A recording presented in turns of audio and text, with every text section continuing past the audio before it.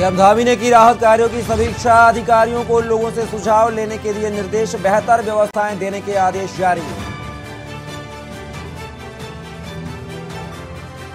जोशीमठ में हुई भारी बर्फबारी, 24 घंटे में 2500 मीटर से अधिक ऊंचाई वाले इलाकों में बर्फबारी की संभावना, मौसम विज्ञान केंद्र ने दी जानकारी।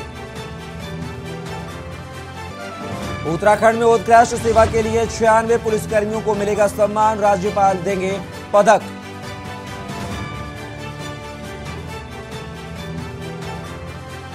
जोशीमठ में तोड़े जा रहे पीडब्ल्यूडी के गेस्ट हाउस के पास के घरों में आई बड़ी दरारें, अब टूटेंगे, आज सुरक्षित हुए 21 भवन। गणतंत्र दिवस परेड में सजेगी उत्तराखंड की झांकी, मानस खंड सीएम धामी ने किया निरीक्षण।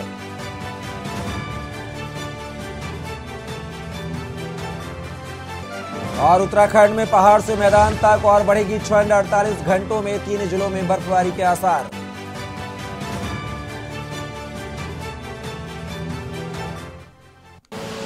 आप देख रहे हैं के न्यूज, खबरों का सारथी। नमस्कार, खबर उत्तराखंड में आपका स्वागत है। मैं हूं कपिल मिश्रा और उत्तराखंड में मौसम ने अपना रंग दिखाना शुरू कर दिया है।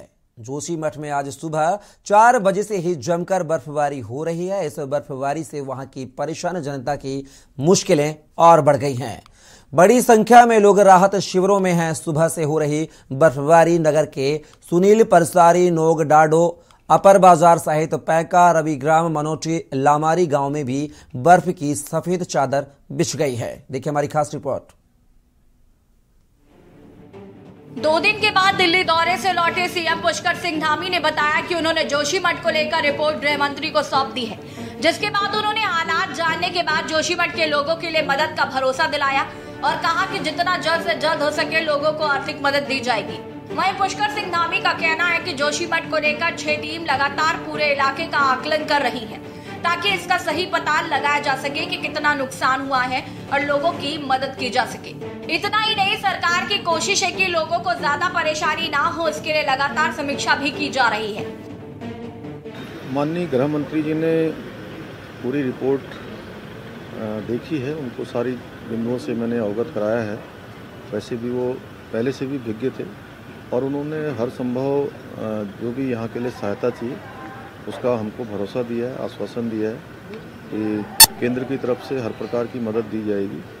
और अभी सभी प्रकार के जो आकलन हैं वो कर रहे हैं। 8 एजेंसियाँ वहाँ पर अपना आकलन कर रही हैं, अपना सर्वेक्षण कर रही है, क्योंकि एक प्रारंभिक रूप से जो हम लोगों को अभी वहाँ के प्रभावित लोग हैं उनकी आवश्यकता के लिए, उनकी ज़रूरत के लिए, उनकी मदद के लिए जो भी चाहिए उस पर हम लोग काम कर रहे हैं। वहीं उत्तराखंड में मौसम के बिगड़े हुए हालात को देखते हुए मुख्यमंत्री पुष्कर सिंह धामी ने कहा कि मौसम के हालात सही नहीं है, लेकिन सरकार की कोशिश है वक्त रहते लोगों को मदद दी जा सके।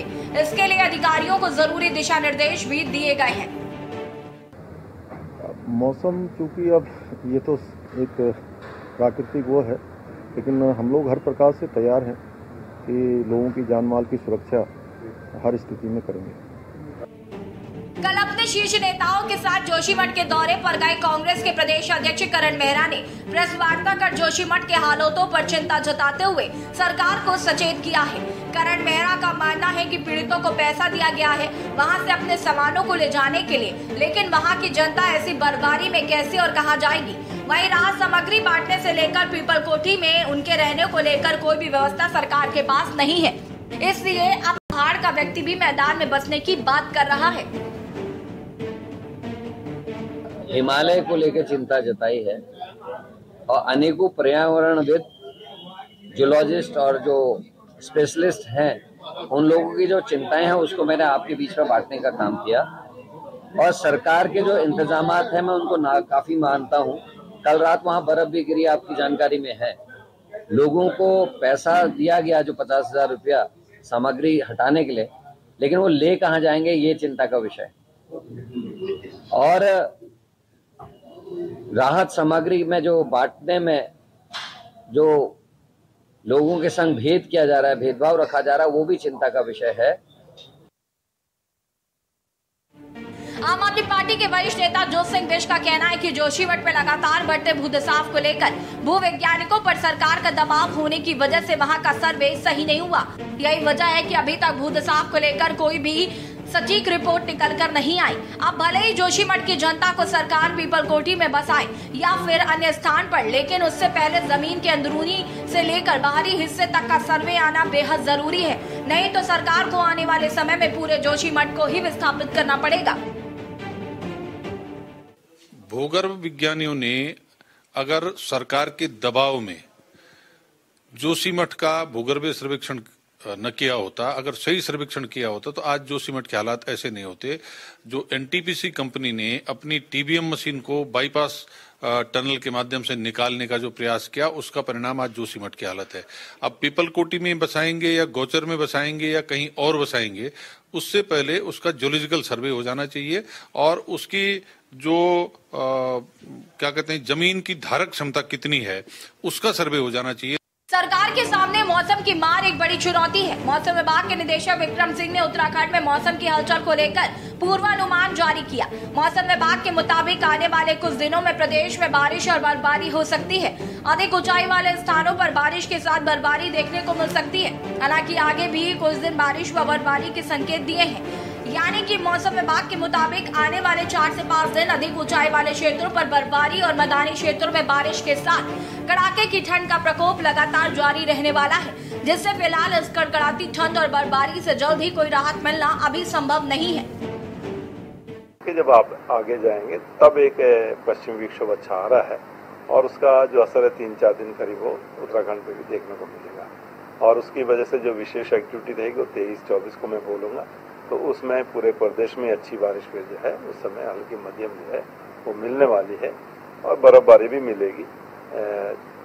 23 को बात करेंगे तो 3000 मीटर है, उससे अधिक के क्षेत्र है, लेकिन जब आप 24-25 में जाएंगे तो ये 2200-2500 मीटर के आसपास भी जो है जो एरियाज है वहाँ पर भी बर्फबारी आपको मिल जाएगी। तो जो 22 से शुरुआत हो रही रात शाम से ही, लेकिन 23 और 24 में जो है एक्टिविटी मेनली वो रहेगी और 25 में थोड़ी फिर कम होनी शुरू हो जाएगी। तो अच्छी एक्टिविटी है, 2-3 दिन वो चलेंगी और अच्छी बारिश और बर्फबारी फिर उस समय मिल जाएगी।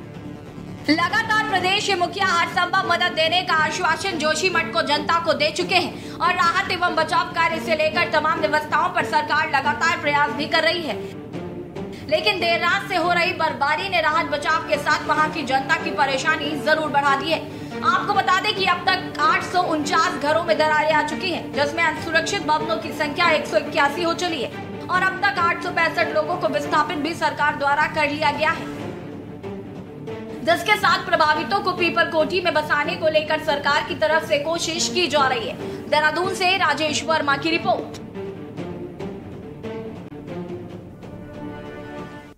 खबरों में बात करेंगे देहरादून की, जहां पर मुख्यमंत्री पुष्कर सिंह धामी ने शुक्रवार को सचिवालय में जोशीमठ में चल रहे राहत कार्यों की समीक्षा करते हुए अधिकारियों को निर्देश दिए कि भूधसाव से प्रभावित क्षेत्र के जिन परिवारों को अन्यत्र शिफ्ट किया गया है, शीतलहर के दृष्टिगत उन सभी परिवारों को हीटर एवं अलाव की पूरी व्यवस्था की जाए। मुख्यमंत्री ने सचिव आपदा प्रबंधन को निर्देश दिए हैं कि जोशीमठ के प्रभावित क्षेत्र के लोगों को पुनर्वास एवं अन्य आवश्यक व्यवस्थाओं के लिए कितनी धनराशि आवश्यकता होगी, इसका गहनता से आकलन किया जाए। जिलाधिकारी चमोली से लगातार समन्वय रखकर एवं स्थानीय लोगों के सुझावों के आधार पर सभी बिंदुओं को ध्यान में रखकर आकलन किया जाए। मुख्यमंत्री ने अधिकारियों को निर्देश दिए हैं कि जोशीमठ से प्रभावित क्षेत्र से जो लोग विस्थापित होंगे उनको स्वरोजगार से जोड़ने के लिए भी विस्तृत योजना बनाई जाए। यह सुनिश्चित किया जाए कि जो लोग विस्थापित होंगे उनकी आजीविका प्रभावित न हो।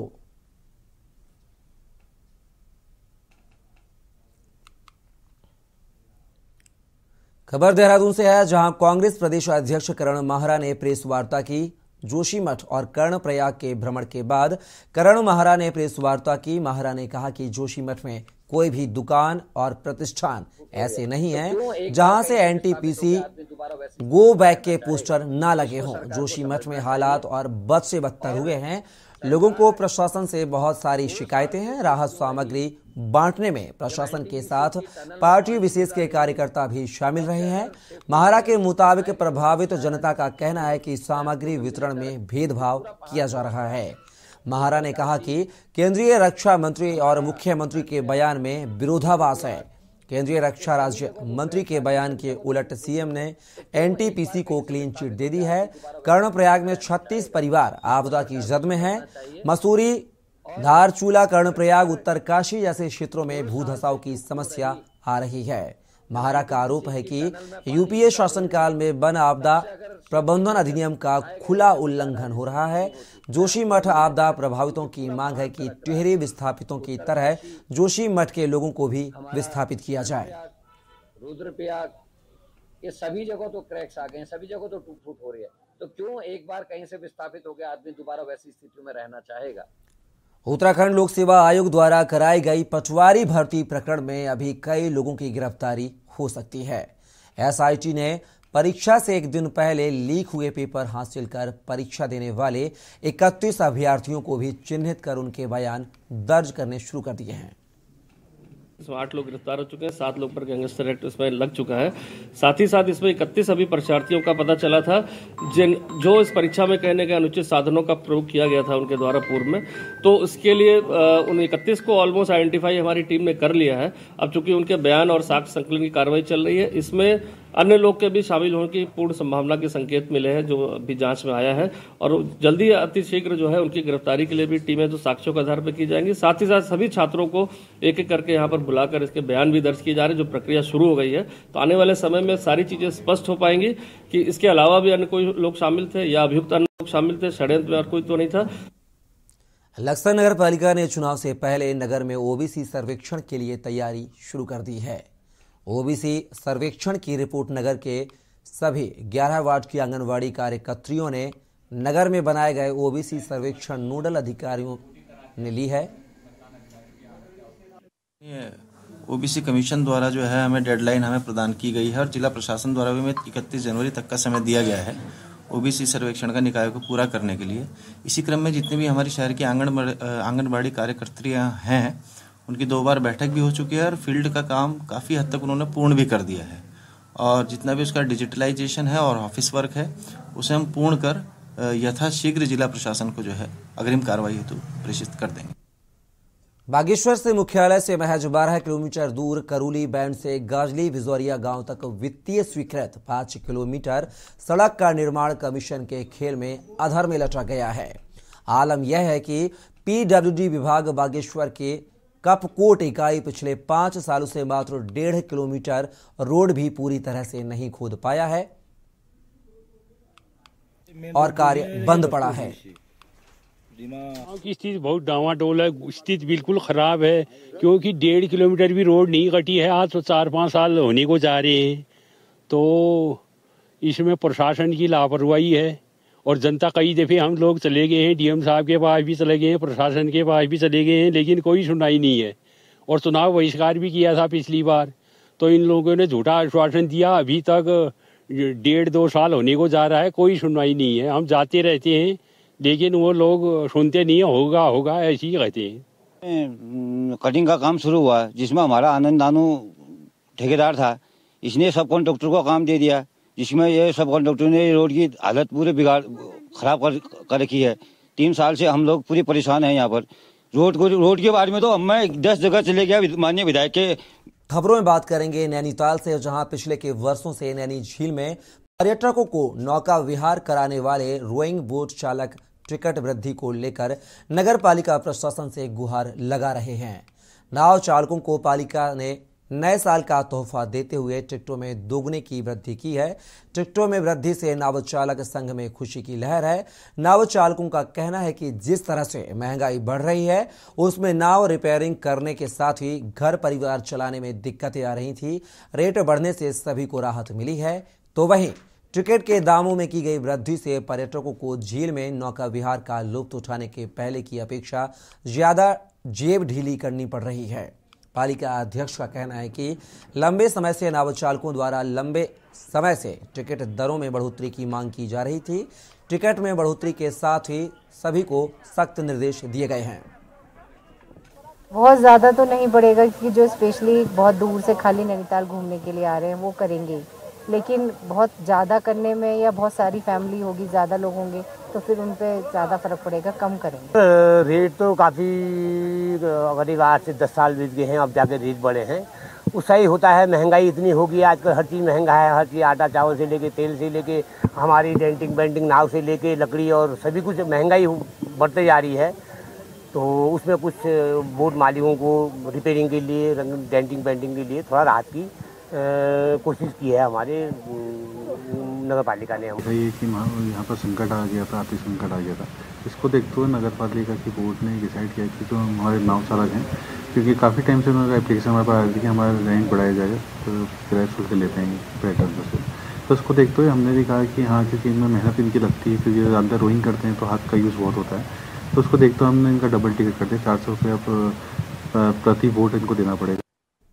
खबर मसूरी से है, जहां लंबे समय के इंतजार के बाद पर्यटन नगरी में बर्फबारी होने से जहां व्यवसायियों के चेहरे खुल उठे हैं, वहीं पर्यटकों ने भी बर्फबारी का जमकर आनंद लिया है।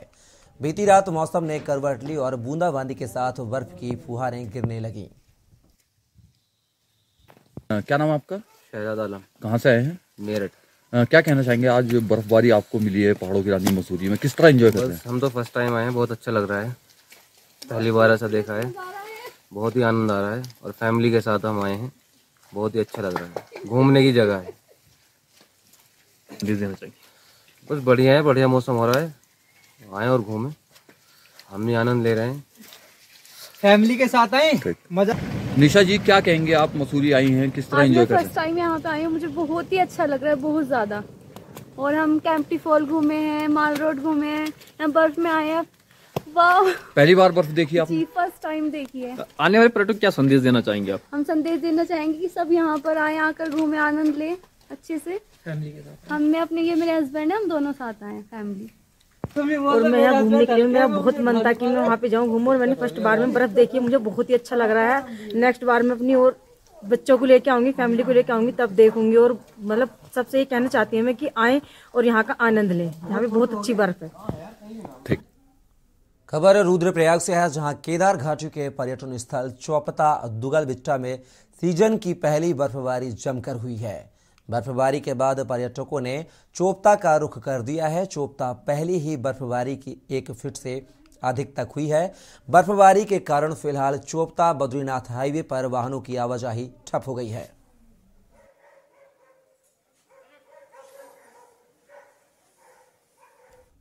खबर चमोली से है, जहां सुबह से हो रही बारिश के बाद चमोली जिले के ऊंचाई वाले भागों में बर्फबारी भी शुरू हुई है।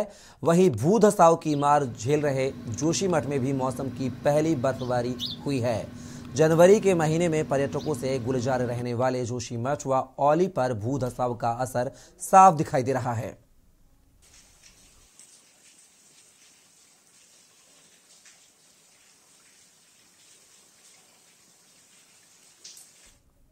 उत्तराखंड के काशीपुर में यूं तो पर्यटन नगरी और देवभूमि के रूप में देश विदेश में जाना जाता है और देश विदेश से सैलानी यहां के मौसम का मजा लेने के लिए आते हैं, लेकिन इंसानों के साथ ही यहां का मौसम विदेशी पक्षियों को भी खूब भाता है। इन दिनों तराई पश्चिमी डिवीजन रामनगर की रेंज पतरामपुर में स्थित तुमड़िया डाम में प्रवासी पक्षियों ने अपना डेरा जमाया हुआ है।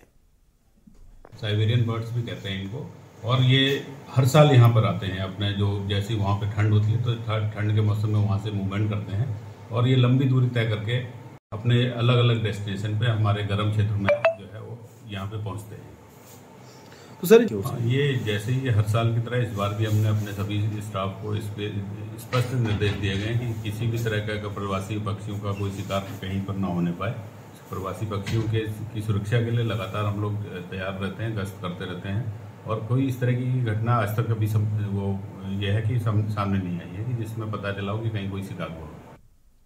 फिलहाल खबर उत्तराखंड में बस इतना ही।